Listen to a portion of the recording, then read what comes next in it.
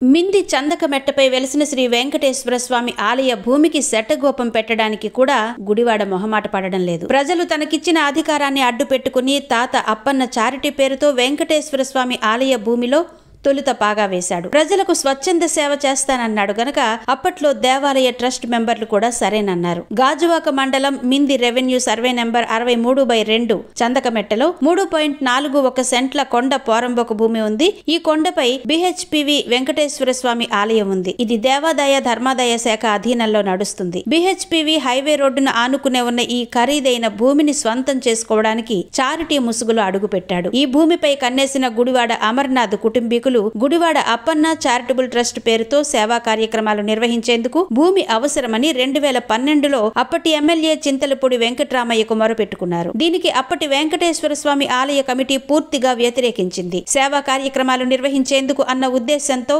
అప్పట్లో కార్పొరేటర్ గా ఉన్న గుడివాడ అమర్నాథ్ ప్రాధేయపడడంతో ఆలయ కమిటీ అంగీకరించింది. అప్పట్లో గుడివాడ అప్పన్న చారిటబుల్ సంస్థ పేరుతో చిన్న షెడ్ వేసి బోర్డు పెట్టి ఉంచారు. అయితే చారిటీ అన్నారు గాని ఎక్కడా ప్రజలకు సేవ చేసిన పాపాన పోలేదు. కాలం గడుస్తుండగానే గుడివాడ అమర్నాథ్ 2019లో అనకాపల్లి ఎమ్మెల్యేగా ఎన్నికవడం, మంత్రి పదవి చేపట్టడం జరిగిపోయాయి. ఇంకేముంది, అధికారం చేతిలోకి వచ్చాక ఆగేదేముంది. సుమారు 1000 గజాల భూమిని గుడివాడ కుటుంబీకులు స్వంతం చేసేసుకున్నారు. ఈ స్థలం ఖరీదు ఇప్పుడు కోట్లలోనే ఉంటుందని స్థానికులు చెబుతున్నారు. వెంకటేశ్వర స్వామి ఆలయం కిందున్న ఈ భూమిలో అప్పటికే 40 ఏళ్ల నుంచి అప్పలకొండ కొండలరావు కుటుంబం ఆక్రమణలో ఉంది. వీరు కొత్త వలస ప్రాంతం నుంచి 40 ఏళ్ల క్రితం ఇక్కడకు వలస వచ్చి పశువులను మేపుకుంటూ పాలను అమ్మి జీవనం సాగిస్తున్నారు. వీరు అడ్డుగా ఉండడంతో మింది ప్రాంతానికి చెందిన గుడివాడ గ్యాంగ్ను రంగంలోకి దింపి వీరిని భయభ్రాంతులను చేసి గడ్డి కుప్పలను దగ్ధం చేసి బయటకు పంపించేందుకు ప్రయత్నించారు. వీరు అక్కడి నుంచి కదలకపోవడంతో పోలీసులకు ఫిర్యాదులిచ్చి వేధించారు. జీవీఎంసీ నుంచి వచ్చే మంచినీటి కుళాయిని సైతం కట్ చేయించారు.